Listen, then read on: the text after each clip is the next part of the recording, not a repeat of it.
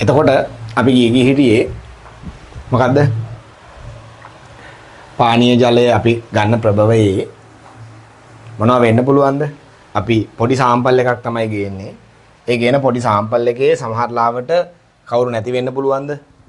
ශුද්ධ ජීවීන් නැති වෙන්න පුළුවන්. එහෙම නැත්නම් ඒකේ ශුද්ධ ජීවීන් සුළු ප්‍රමාණයක් ඉන්න පුළුවන්. හරිද? ඉන්නේ ටිකයි වෙන්න පුළුවන්. එතකොට ඒක පරීක්ෂා කරාම අනිත් එක තමයි සමහර ලාවට ගේන සාම්පල් එකේ ශුද්ධ ජීවීන් නැහැ. එක්ක ටිකයි ඉන්නේ. ඒක ඒ ඉන්න කොහොමත් ව්‍යාධි යන ශුද්ධ ජීවීන් ওই ජලයේ ඉන්නවා. හැබැයි ඉන්න ප්‍රමාණයක් තියෙනවා. ඒකට වඩා වැඩි වුණොත් තමයි අපිට ලෙඩ හැදෙන්නේ කියන මේක තමයි තියෙන්නේ. එතකොට ඉන්නේ ටිකයි. එතකොට ඒක අන්තරායකාරී නෑ. කියන්නේ අපි කියනවා ඒක වසංගතයක් විදියට පැතිරලා යන්න හේතු වෙන්නේ නෑ කියලා හිතුවට මොනව වෙන්න පුළුවන්ද? හිතනවට වඩා ව්‍යාධිජනක ශුද්ධ ජීවීන් ඉන්න පුළුවන්. සහ හරියටම ව්‍යාධිජනක ශුද්ධ ජීවීන් අරමුණු කරගෙනම. කවුද පුතේ? ව්‍යාධිජනක ශුද්ධ ජීවීන් අරමුණු කරගෙනම ව්‍යාධිජනක ශුද්ධ ජීවීන් අරමුණු කරගෙනම පරීක්ෂණ මෙහෙවුවොත්, يعني පරීක්ෂණ කරොත් මොකද වෙන්නේ? ඒ වගේ පරීක්ෂණ වලට ගත වෙන කාලය ගොඩක් වැඩි. පරීක්ෂා කරාම ඒ සඳහා ගතවන කාලය මොකද පුතේ වෙන්නේ? ගොඩක් වැඩි. අන්න ගතවන කාලය වැඩි නම්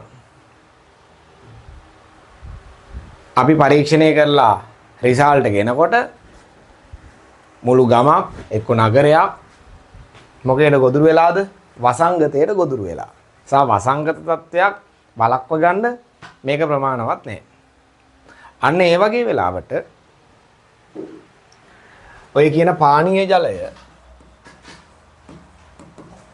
ජලය අපි කියනවා මිනිස් මල වලින්, يعني කක්ක වලින් දූෂණය වෙලාද නැද්ද කියලා හඳුනා ගන්න අපි දර්ශක ජීවියෙක් නැත්නම් සුචක ජීවියෙක් පාවිච්චි කරනවා. පානීය ජලය කාගෙන්ද? මිනිස් මල වලින් දූෂණය වෙලාද කියලා දැනගන්න අපි කාව පාවිච්චි කරනවද? දර්ශක. එහෙම නැත්නම් සුචක ජීවියෙක්.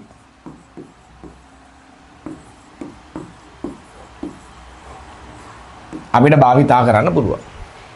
හරි. එතකොට මේ සුචක ජීවියා කියන එක්කෙනා සාමාන්‍යයෙන් මිනිස් මලවල විශාල සංඛ්‍යාවලින් ඉන්නවා. මේ ජීවියා අපිට භාවිතා කරන්න පුළුවන්. ඒ විතරක් නෙමෙයි මේ සුචක ජීවියා මොනවා වෙනවද? මිනිස් මලවල විශාල ප්‍රමාණයන්ගේ සාමාන්‍යයෙන් ඉන්නවා. එතකොට අපි ව්‍යාධිජනකයා පරීක්ෂා කරනවට සාපේක්ෂව අඩු කාලයකින් මේ සුචක ජීවියා ඉන්නවද කියලා බලනවා. සුචක ජීවියා ඉන්න ඕන ලෙවල් එකට වඩා වැඩිපුර ඉන්නවා නම් අන්න අපි තීරණය කරනවා මොනවා වෙලාද? මේක මිනිස් මල වලින් දූෂණය වෙලා. තේරෙනවද කියපේක? එතකොට සාමාන්‍යයෙන් මේ මිනිස් මලවල විශාල වශයෙන් ඉන්න දර්ශක ජීවියා විදිහට අපි භාවිතා කරන්නේ පුතේ කෝලිෆෝම් බැක්ටීරියා.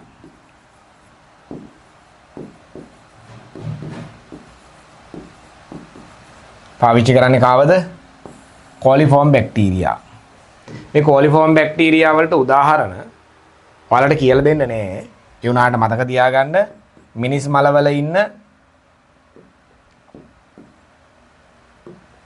ප්‍රධානතම අපි භාවිතා කරන කෝලිෆෝම් බැක්ටීරියාව තමයි ඊකොලයි. මෙයා මිනිසාගේ අන්ත්‍රයේ ජීවත් වෙන ව්‍යාධිජනක නොවන බැක්ටීරියාවක්. කොහොමද? අන්ත්‍රයේ ජීවත් වෙනවා මිනිසාගේ. මොනව නැද්ද?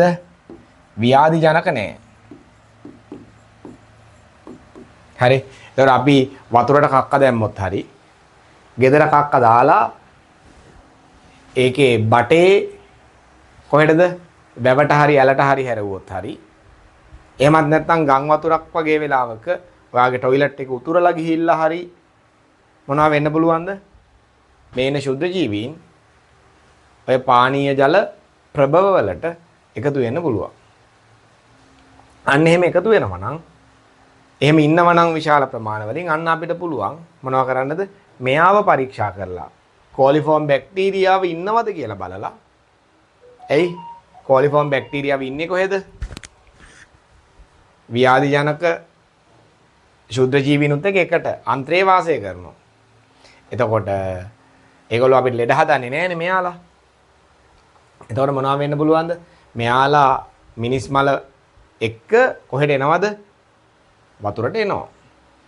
ඕනවට වඩා මෙයාලා ඉන්න එකෙන් අපි තීරණය කරනවා අන්න මිනිස් මල වලින් දූෂණය වෙලා. හරිද? එතකොට මෙන්න මේ කොලිෆෝම් බැක්ටීරියාවක් කියන්නේ මොන වගේ කෙනෙක්ද කියලා ඇහුවොත් ඔයාලා කියන්න ඕන. එයා ස්වායු වෙන්න පුළුවන්, වෛකල්පිත නිර්වායු වෙන්න පුළුවන්. ඒ කියන්නේ එක්ක එයා ස්වායු. එහෙම නැත්නම් වෛකල්පිත නිර්වායු. ඒ කියන්නේ මොකද්ද?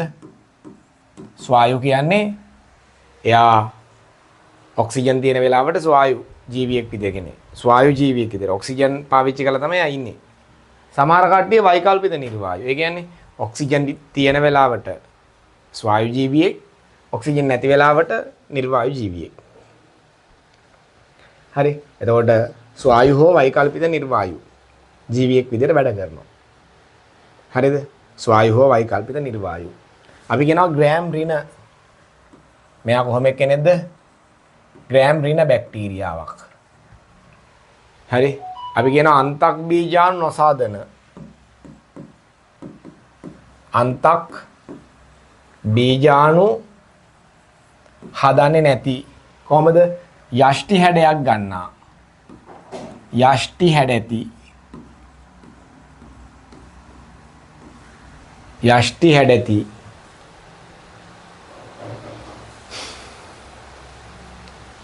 හරි.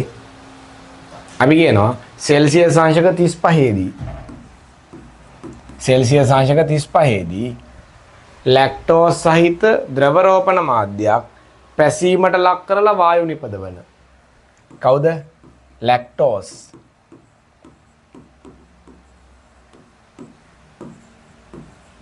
ද්‍රව රෝපණ මාධ්‍යයක් මොනවා කරන්න ඕනද? පැසීම මගින් මොනවා හදනද? වායු නිෂ්පාදනය කරන බැක්ටීරියා ඉන්නවා නම් එයාලා කවුද? අපි කියනවා කොලිෆෝම් බැක්ටීරියා. හරි. එතකොට එහෙනම් මතක තියාගන්න කොලිෆෝම් බැක්ටීරියාවක් කියන්නේ ස්වායු හෝ වෛකල්පික නිර්වායු, ග්‍රෑම් රින, අන්තක් බීජාණු නොසාදන, යෂ්ටි හැඩැති, සෙල්සියස් අංශක 35 දී ලැක්ටෝස් ද්‍රව රෝපණ මාධ්‍ය පැසීමට ලක් කිරීමෙන් වායු නිෂ්පාදනය කරන ශුද්ධ ජීවීන් කොටසක්. එයාලට අපි කියනවා මොකද්ද? කොලිෆෝම් බැක්ටීරියා. එතන මේ කොලිෆෝම් බැක්ටීරියා මම කිව්වා මිනිසාගේ අන්ත්‍රයේ තමයි වාසය කරන්නේ වැඩිපුර. ව්‍යාධි ජනක නොවන ශුද්ධ ජීවී කාණ්ඩයක්.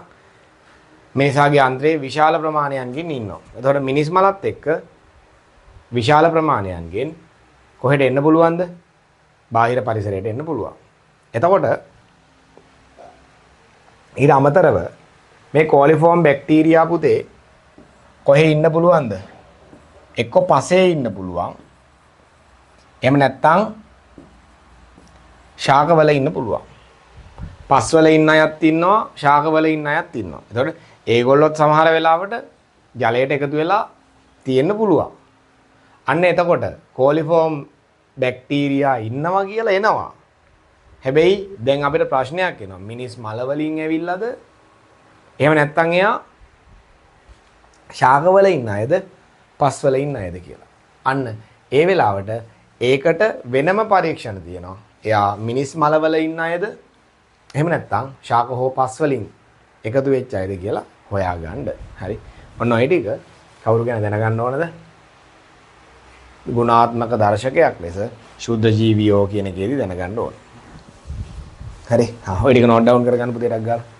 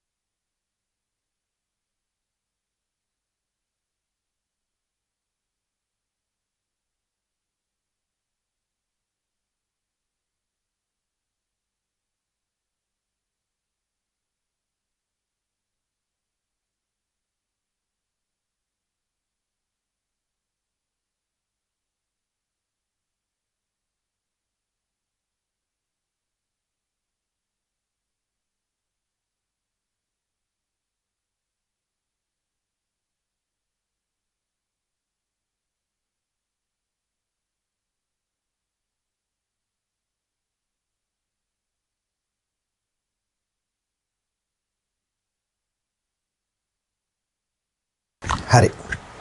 මම හිතනවා ඔයගොල්ලෝ නෝට් එක කම්ප්ලීට් කරගන්න ඇති. අපි එතකොට දැන් අද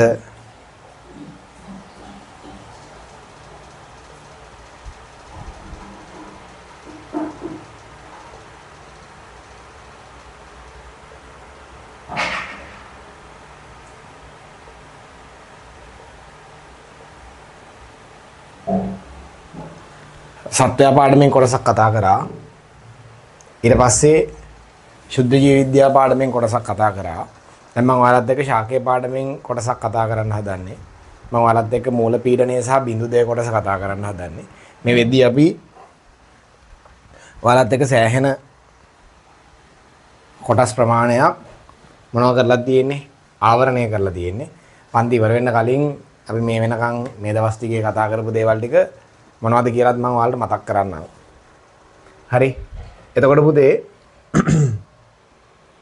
බිඳුදය සහ මූල පීඩනය ගත්තම අර මතක තියාගන්න මේ බිඳුදය සහ මූල පීඩනය කියන ක්‍රියාවලිය සිද්ධ වෙන්නේ අපි කියනවා මේ සාපේක්ෂ ආර්ද්‍රතාවය වැඩි. එහෙම නැත්නම් සාපේක්ෂ ආර්ද්‍රතාවය 100ට 100ක් දක්වා ළඟා වෙන රාත්‍රී කාලවලදී. يعني සාපේක්ෂ ආර්ද්‍රතාවය වැඩි වෙනකොට තමයි උත්ස්වේදනය අවම වෙලා බිඳුදය වැඩි වෙන්නේ. නැත්නම් සිද්ධ වෙන්නේ. ඒකට අපි කියනවා මොකද්ද කියන්නේ?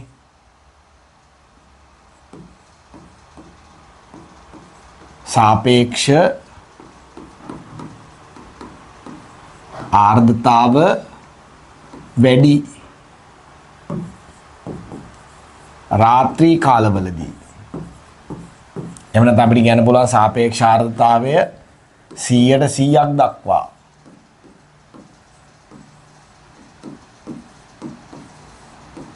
ළඟා වෙද්දී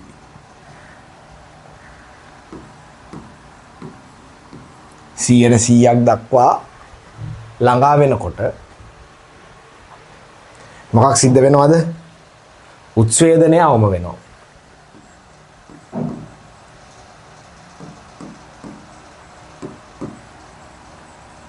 උත්ස්වේදනය මොකද පුතේ වෙන්නේ? අඩු වෙනවා. නැත්නම් අවම වෙනවා. එහෙනම් මතක තියාගන්න ඕන සාපේක්ෂ ආර්ද්‍රතාවය වැඩි වෙනවා. ඒ කියන්නේ පරිසරයේ තියෙන ජල වාෂ්ප ප්‍රමාණය වැඩි වෙනවා. අර මෙහෙම හිතන්න. මේක පත්‍රය කියලා හිතන්න. උත්ස්වේදනය කියලා කියන්නේ මොනවා වෙන එකද? පත්‍රයේ ඇතුලේ ඉඳලා ජල වාෂ්ප බාහිර පරිසරයට එන එක. දැන් බාහිර පරිසරයේ මොනවා වැඩි වෙලාද? බාහිර පරිසරයේ තියෙන ජල වාෂ්ප සාන්ද්‍රණය වැඩි වෙලා. ජල වාෂ්ප සාන්ද්‍රණය වැඩි වෙලා. ඒ කියන්නේ සාපේක්ෂ ආර්ද්‍රතාවය වැඩි වෙලා. අන්න එතකොට එළියට එන ජල ප්‍රමාණය මොකද වෙන්නේ? අඩු වෙනවා. ඒ කියන්නේ උත්ස්වේදනය අඩු වෙනවා.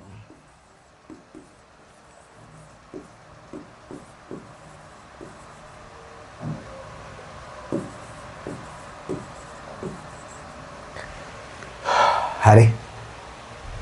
එහෙනම් මතක තියාගන්න සාපේක්ෂ ආර්ද්‍රතාවය වැඩි වෙනකොට නැත්නම් 100ට 100ක් දක්වා ලං වෙනකොට එහෙම රාත්‍රී කාලවලදී උත්ස්වේදනය මොකද වෙන්නේ? අඩු වෙනව නැත්නම් අවම වෙනවා. හරි. එතකොට පුතේ ඒ වුණාට පාහිතන්න මේ මුලක් කියලා මේ ශාක කඳක් මේ මුල හරි පාහිතන්න මේ මූල කේශයක් කියලා මුලේ සෛල වලින් ජලයයි खनिज आयनයි අරගෙන කොහෙට තල්ලු කරනවද? කඳේ ශෛලම දක්වා ඒක තල්ලු කරනවා. ආයිදන්න මේ තියෙන්නේ කඳේ ශෛලම කියලා. මේ කවුද? ශෛලම. හරි. හරි. තේරුම් ගන්න ඕන.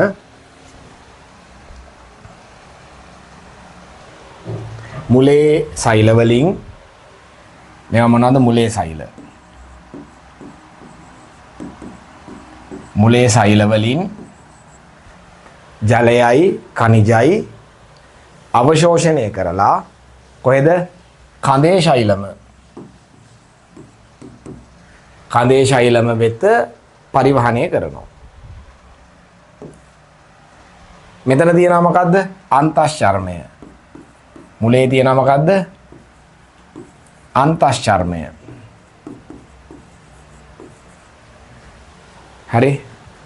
මුලේ ශෛලමට කනිජයන ගියාම ඒ කනිජයන සහ ජලය නැවත පසට කාන්දු වෙන එක කවුරු විසින් වළක්වනවද? අන්තශ්චර්මය විසින් වළක්වනවා. ජලයයි කනිජයි නැවත පසට කාන්දු වීම කවුරු මගින්ද? අන්තශ්චර්මය මගින් වළක්වනවා. ඒ හින්දා දැන් මොනව වෙන්නේ නැද්ද? කනිජයි ජලයයි එන්නේ නැහැ එළියට. මෙතන කවුරු එකතු වෙනවද? කනිජ එකතු වෙනවා. කියන්නේ කඳේ ශෛලමේ කවුරු එකතු වෙනවද පුතේ? කනිජයන එකතු වෙනවා. කඳේ ශෛලමේ කනිජයන එකතු වෙනවා. එහෙනම් තේරුම් ගන්න ඕන සාපේක්ෂාර්ථතාවය වැඩි වෙනකොට නැත්නම් 100%ක් දක්වා ළඟා වෙනකොට මොකද වෙන්නේ? එහෙම වෙන්නේ රාත්‍රී කාලවලදී. අන්න එහෙම වෙන රාත්‍රී කාලවලදී උත්සේදනය අඩු වෙනවා. නැත්නම් අවම වෙනවා. චුට්ටයි. හරි. එතකොට මුලේ ශෛලම වලින් මුලේ සෛල වලින් කනිජයනයි ජලයයි අවශෝෂණය කරගෙන කොහෙ ගේනවද? කඳේ ශෛලම දක්වා ගේනවා. අන්තශ්චර්මයේ තියෙන හින්දා ඔය කියන කනිජ මොනවා වෙන්නේ නැද්ද? නැවත පසට කාන්දු වෙන්නේ නැහැ. ඒ නිසා කඳේ ශෛලමයේ කවුරු එකතු වෙනවද? කනිජයන එකතු වෙනවා. ඔයාලා දන්නවා ඒ කනිජයන එකතු වෙද්දී කඳේ ශෛලමේ නැත්නම් මුලේ ශෛලම කියන්නේ කඳේ නෙමෙයිනේ. ඒක මුලේ ශෛලම. මුලේ ශෛලමේ එකතු වෙනවා. හරි. මේක නම් කඳේ ශෛලම, මේ තියෙන්නේ මුලේ ශෛලම. හොඳේ. අපි මේ මැකුවේ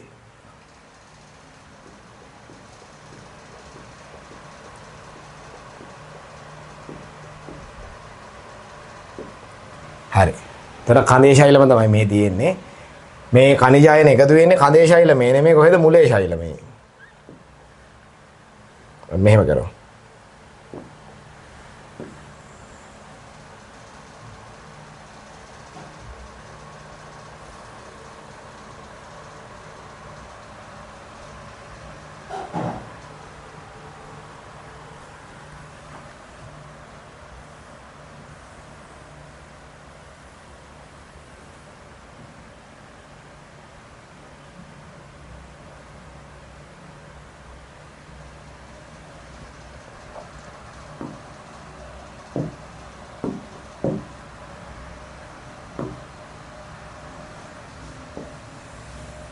මෙතන තියෙනවා මොකද්ද? මුලේ ශෛලම. මුලේ ශෛලමේ කනිජයන එකතු වෙනවා. මේ කනිජයන එකතු වෙන හින්දා ඒ මුලේ ශෛලමේ තියෙන නිදහස් ජලාණු කනිජයනත් එක්ක බැඳෙනවා. අන්න බැඳුනම මුලේ ශෛලමේ මොනව අඩු වෙනවද? නිදහස් ජලාණු සංඛ්‍යාව අඩු වෙනවා. හරි. මුලේ ශෛලමේ නිදහස් ජලාණු සංඛ්‍යාව අඩු වෙනවා. ඒ කියන්නේ මුලේ ශෛලමේ කවුරු අඩු වෙනවද? ජල විභවය අඩු වෙනවා. මුලේ ශෛලමේ ජල විභවය අඩු වුණා. හැම වෙලේම කාගේද? මුලේ ශෛලමේ ජල විභවය අඩුයි. එළිය ජල විභවය වැඩි.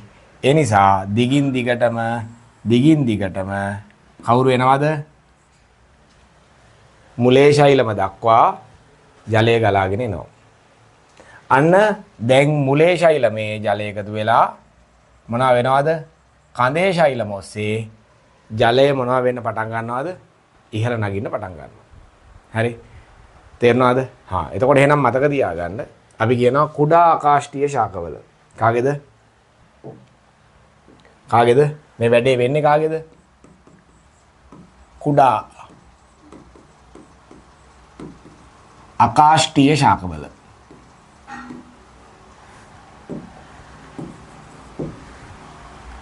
අපි කියනවා සාපේක්ෂ ආර්ද්‍රතාවය වැඩි මොන කාලද? රාත්‍රී කාලවලදී. මේ වැඩේ වෙන්නේ රැට. සාපේක්ෂ ආර්ද්‍රතාවය වැඩි රාත්‍රී කාලවලදී. උත්ස්වේදනය මොනවා වෙනවද?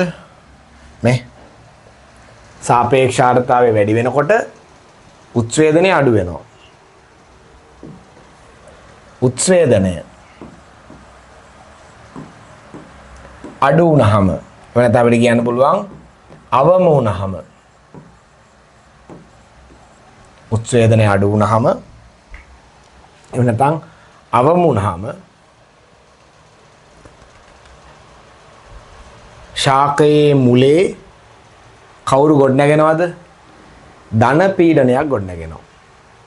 ඒ ශාකයේ මුල තුල ධන පීඩනයක් ගොඩනගෙනවා. අන්නේ ධන පීඩනය අපි කියන මොකද්ද පුතේ? මූල පීඩනය. හරි. මේ කියන මූල පීඩනයේ හින්දා හරි. දැන් මොකද වෙන්නේ? කඳේ ශෛලම ඔස්සේ ජලය ඉහළ නගිනවා. හරි. දැන් ඔයාලා තේරුම් ගන්න ඕන දේ තමයි මොනවා වෙලාද තියෙන්නේ? උත්ස්වේදනය අඩු වෙලා තියෙන්නේ. හැබැයි දිගින් දිගටම කවුරු ගලනවද? මුලේ ශෛලමට වතුර එනවා.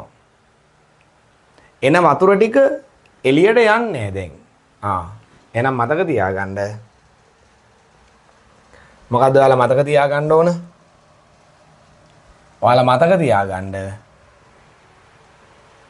උත්ස්වේදනයෙන් පිට වෙන ප්‍රමාණයට වඩා දැන් මොනවා වෙනවද?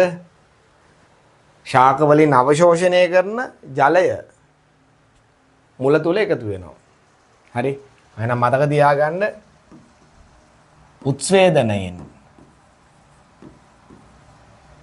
උත්ස්වේදනය මගින් මම යට ලියන්න.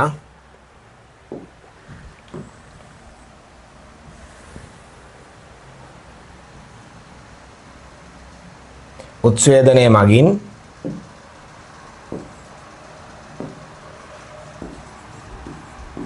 පිටවන ජල පරිමාවයි හරි උත්ස්වේදනය මගින් පිටවන ජල පරිමාවයි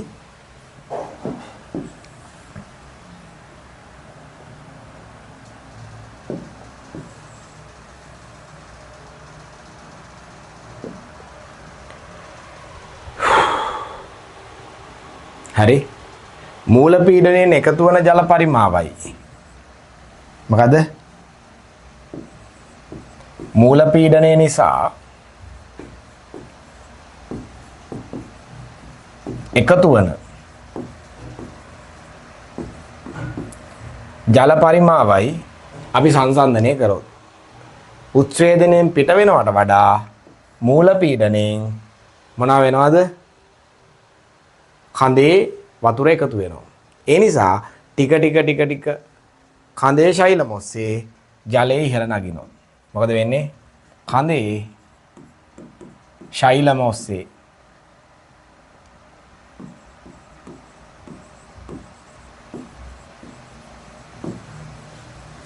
මොකද පුතේ වෙන්නේ? ජලය ඉහළ නගිනවා. ඒ නිසා උත්සේදනයෙන් පිට වෙනවට වඩා මූල පීඩණයෙන් එකතු වෙන හින්දා මූල පීඩණයෙන් ජල කඳ ඉහළ නැගලා වතුර ටික පත්‍ර වලට එනවා. හැබැයි පුටිකාව අහලා තියෙන්නේ. අන්න ඒ වෙලාවට මොකද පුතේ වෙන්නේ?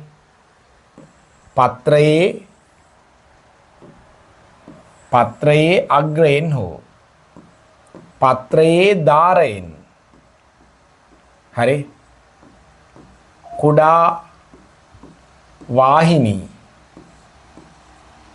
මොකද්ද? කුඩා වාහිනී වල කෙළවර තියෙන විශේෂිත සෛල කාණ්ඩයකින් විශේෂිත සෛල කාණ්ඩයකින් කවුරු හැදෙනවද පුතේ? ජල ජිද්‍රයක් හැදෙනවා. මොකද කියන්නේ? දැන් උත්සේදනයෙන් පිට වෙන්න බෑ. ඇයි? පුටිකාව වහලානේ. එතකොට හැබැයි මොනවා වෙනවද? උත්සේදනයෙන් පිට වුනේ නැති වුණාට නේද? උත්සේදනයෙන් පිට වෙන්නේ නැති වුණාට ශාක පත්‍රයට කවුරු වෙනවද? වතුර එනවා. හැබැයි මොකද වෙලා තියෙන්නේ? පුටිකාව වහලා තියෙන්නේ. ඒ නිසා ඇතුළට එන වතුර කාගෙන් එළියට එන්නේ නැද්ද? පුටිකාව වලින් එළියට යන්නේ. පුටිකාව වහලා තියෙන්නේ. හරිද? එතකොට ඒන වතුර දැන් පත්‍රයේ එකතු වෙනවා. පත්‍රය ඇතුළේ එකතු වෙන ඒ පුටිකාව වහලානේ. අන්න ඒ වෙලාවට කුඩා වාහිනී වල කෙළවර පත්‍ර අග්‍රයේ හෝ පත්‍ර දාරවල මොනවද තියෙනවද? කුඩා වාහිනී කෙළවර විශේෂිත සෛල කාණ්ඩයක් එකතු වෙලා හැදුණු කවුරු තියෙනවද? ජල ජිද්‍රයක් තියෙනවා. අන්නේ ජල ජිද්‍ර වලින් ජලය කවුරු විදියට වෑස් වෙනවද? බින්දු විදියට වෑස් වෙනවා. අන්න ඒකට අපි කියනවා පුතේ බින්දුදය. බින්දු විදියට වෑස් වෙනවා. අපි ඒකට කියනවා මොකද්ද? බින්දුදය. තේරෙනවද කියපේක? ජලය බින්දු විදියට වෑස් වීම සිද්ධ වෙනවා. අපි ඒකට බින්දුදය කියලා කියනවා. හරිනේ? හා. ඊළඟට මේ බින්දුදයේදී වෑස් වෙන ජලය අපි කියනවා වායුගෝලයේ තියෙන පිනි බින්දු එකතු වෙලා හැදෙන ජලයේ සංයුතියට සමාන නැහැ. මොකද කියන්නේ? බින්දුදයේදී පිට වෙන ජලයයි නැත්නම් අපි කියනවා බින්දුදයේදී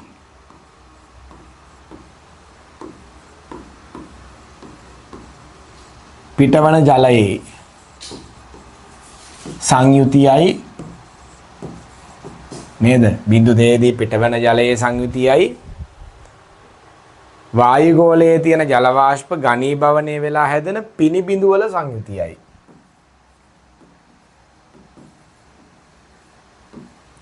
පිනි බිඳු වල සංයුතියයි දෙක අප සංසන්දනය කරොත් සමාන නැහැ කියලා කියනවා. හරි. බින්දුදයේදී පිට වෙන්නේ අපි කියනවා ඛනිජ මිශ්‍රිත අපිරිසුදු ජලය. බින්දුදයේදී පිට වෙන්නේ කොහොම ජලයේද? ඛනිජ මිශ්‍ර වෙච්ච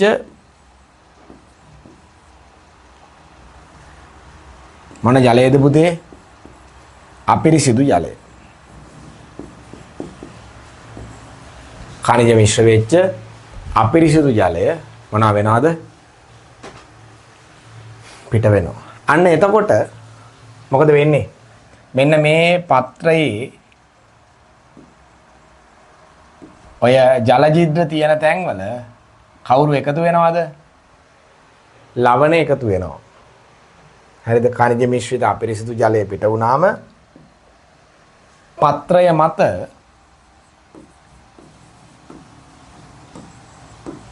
ලවණ එකතු වෙනවා. ඒ වගේ ඉහළ සාන්ද්‍රණ පත්‍රයේ සෛලවලට කොහොමද පුතේ විෂයි. පත්‍රයේ සෛලවලට විෂයි. අන්න ඒ හින්දා දැන් මොකද වෙන්නේ? පත්‍රයේ සෛල මැරෙනවා. ඒ හින්දා අපිට පේනවා පත්‍රය තනින් තන පිලිසිලා වගේ, පිච්චිලා වගේ. මේ නිසා පත්‍රය මේ හින්දා පත්‍රයේ සමහර තැන් හැමතැනම නෙමෙයි ඇතැම් ස්ථාන පිච්චිලා වගේ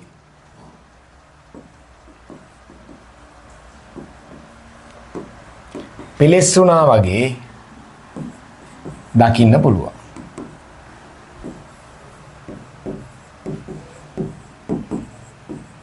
පිච්චිලා වගේ ස්වභාවයක් දැකිය හැකියි. තේරුණාද කියප එක? හා. ඊළඟට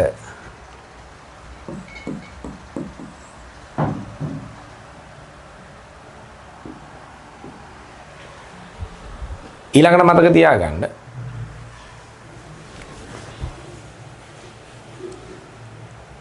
දැන් මේ වැඩේ වෙන්නේ මොන කාලේද? රාත්‍රී කාලෙදී. රැයට තමයි මේ වැඩේ වෙන්නේ. ඒතර දවල්ට වෙන්නේ නැහැ. ඇයි වෙන්නේ නැත්තේ?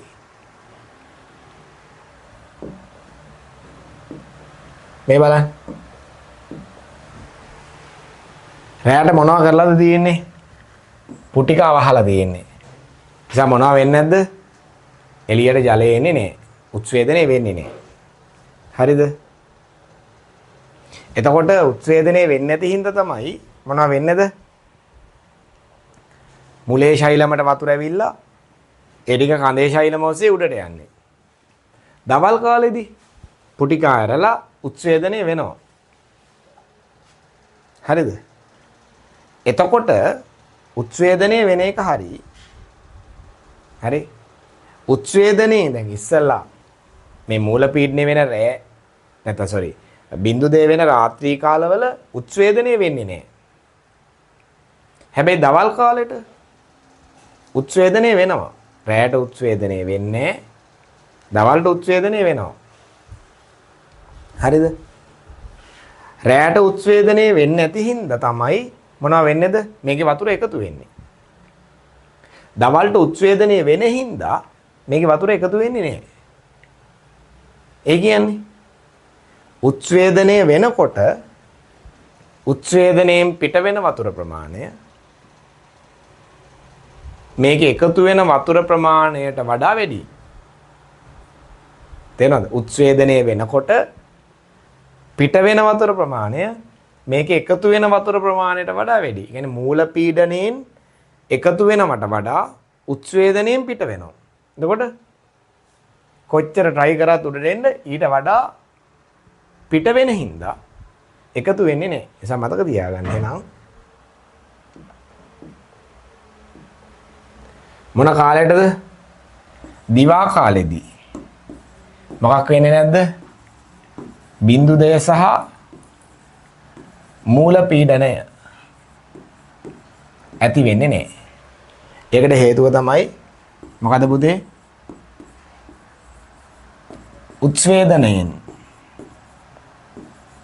උත්සේදනයෙන්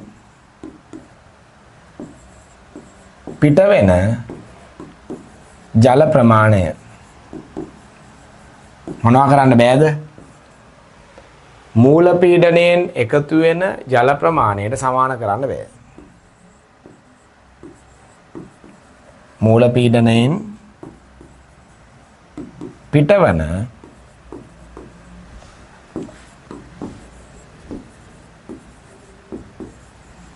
ජල ප්‍රමාණයට සමාන කළ නොහැකි වීම. එකතු වෙන ජල ප්‍රමාණයට සමාන කළ නොහැකි වීම. තේරෙනවද පුතේ කියප එක? හරිනේ.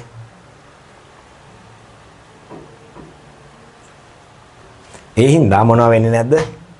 දවල් කාලෙදී මේ කියන මූල පීඩනය වෙන්නෙත් නැහැ. නැත්නම් මූල පීඩනය ඇති වෙන්නෙත් නැහැ. බිඳුදය සිද්ධ වෙන්නෙත් නැහැ. ඊළඟට මේ කියන මූල පීඩනය නිසා තමයි බිඳු දේ වෙන්නේ. බිඳු දේ සිද්ධ වෙන්නේ මූල පීඩනයේ හින්දා. උච්ඡේදනය වෙන්නේ මොකක් හින්දාද? උච්ඡේදන චූෂණයේ හින්දා. අනික තමයි මේ ඇති වෙන මූල පීඩනය පුතේ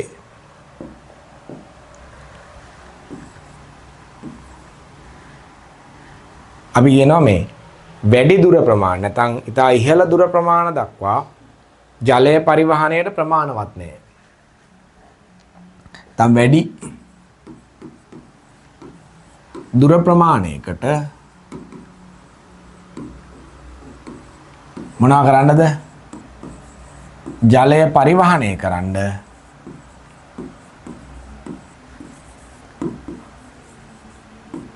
දායක වෙන්නේ නැහැ. ජලය පරිවහණයට දායක වෙන්නේ නැහැ. තේරෙනවද කියපේ? ඊළඟට උදාහරණ මතක තියාගන්න මේ මූල පීඩනයේ බිඳු දෙය වෙන ශාක වලට එකක් ඇලොකේසියා අනිත් එක කොලකේසියා.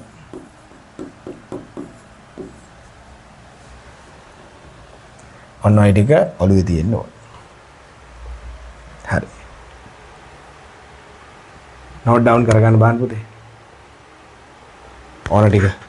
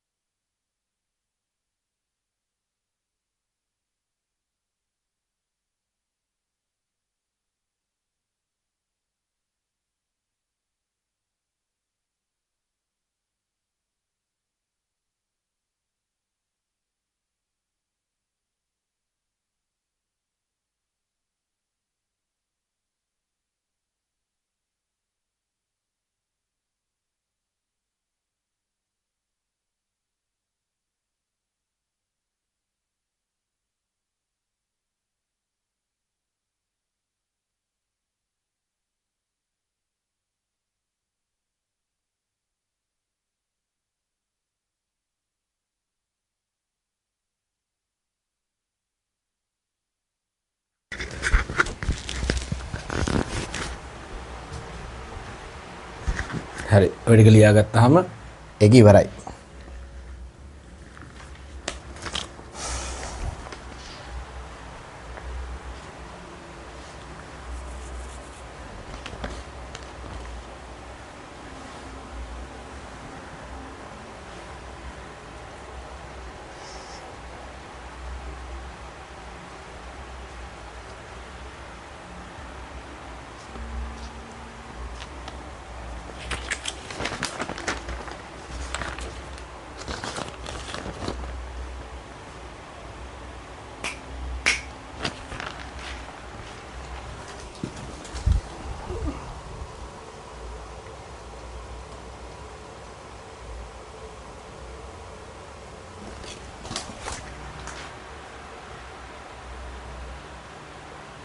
ඔයාලගේ යාළුවෙක් මේක ආපහු දාන්න කියලා දාලා තියෙනවා. එහෙනම් මම ආපහු දැම්මා.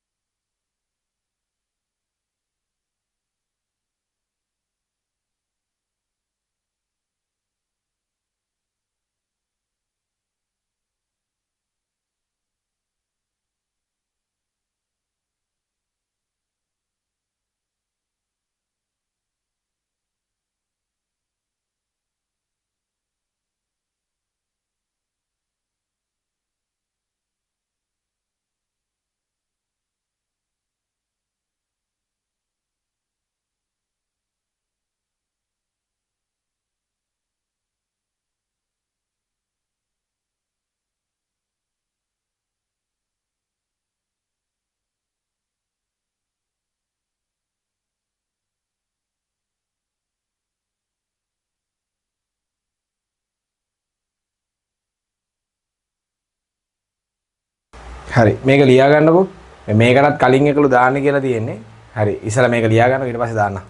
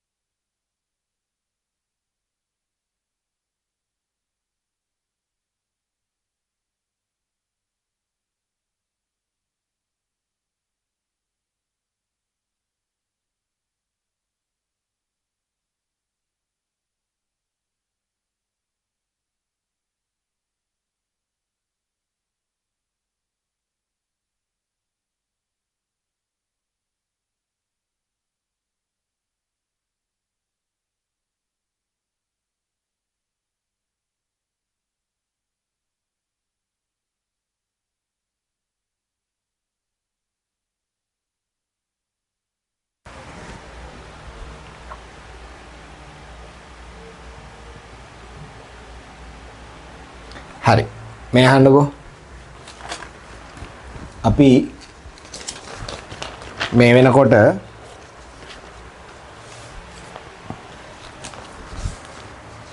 අපි කතා කරලා තියෙනවා පුතේ අනුනනය.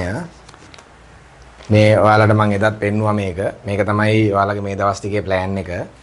හරිද? ප්ලෑන් එක මගේ අතේ තියාගෙන තමයි මම වැඩ කරන්නේ. ආවට ගියාට නෙවෙයි. හරි. අනුනනය අපි සෛර චක්‍රය කතා කරලා ඉවර කරා. ශුද්ධාන්ත්‍රයේදී සිදුවන රසායනික ජීර්ණය අපි කතා කරලා ඉවරයි. ද්විබීජපත්‍රී කඳක ව්‍යුහය කතා කරා. පෝගනාටුම් කතා කරා. කාබන් චක්‍රය, නයිට්‍රජන් චක්‍රය කතා කරලා තියෙන්නේ. ප්‍රොටිස්ටා සම්පූර්ණයෙන් කතා කරලා ඉවර කරා. දේහ උෂ්ණත්ව යාමනය කතා කරා. පුටිකා ඇරීම සහ වැසීම අපි පුටිකා ගැන පුටිකා ඇරීම සහ වැසීමේ යාන්ත්‍රණ කතා කරා. නෙපුලපිස් කතා කරලා ඉවර කරා. ප්‍රභා සංශ්ලේෂණයේ C4 යාන්ත්‍රණය කතා කරා. ආලෝක ප්‍රතික්‍රියාව කතා කරා. හරි චක්‍රය කියන්නේ මොකක්ද කියලා කතා කරා. ඊට පස්සේ දැන් අද ගුණාත්මක දර්ශකයක් ලෙස ශුද්ධ ජීවීන් කතා කරා. ගිය සතියේට කලින් සතියේ මට මතක විදියට පානීය ජලය පිරිසිදු කිරීම කතා කරා. හරි ඊට පස්සේ ගිය සතියේ අපරගාත්‍රය කතා කරා. අද බිඳු දේ සහ මූල පීඩනය කතා කරා. සහ සමේ කෘත්‍යයන් ටික කතා කරලා ඉවර කරා. හරිද? තව බොහොම චූටි ප්‍රමාණයක් අපිට මේක ඇතුලේ කතා කරන්න තියෙන අපිට තව දවස් 6ක් හෝ 7ක් මේක ඇතුලේ තව කතා කරන්න තියෙනවා ඉතුරු වෙලා. ඒ ටික ඇතුලේ මේ ටිකත් කරලා මම හිතන්නේ තව විභාගයට කලින් පාරවල අහපු දේවල් ටිකකුත් පළත් එක කතා කරන්න පුළුවන් වේවි. අද චුට්ටක් ඇත්තටම පන්තිය පටන් ගන්න පරක් වුණා. සහ මැසේජ් එක දාන එකේ පොඩි පරක්කුවක් ආවා. ඒකෙදී මම ඔන්ලයින් ගෲප් එකට විතරයි කියන්නේ 26 ඔන්ලයින් ගෲප් එකට විතරයි මැසේජ් එක දාලා තියෙන්නේ. ඔයාලගේ එකට දාලා නැහැ. හරි ඒ නිසා පොඩ්ඩක් සමාවජනය කරන්න ඒ සම්බන්ධව. එතකොට ඉතුරු ටික දැන් වෙලාව 10 කාලයිනේ.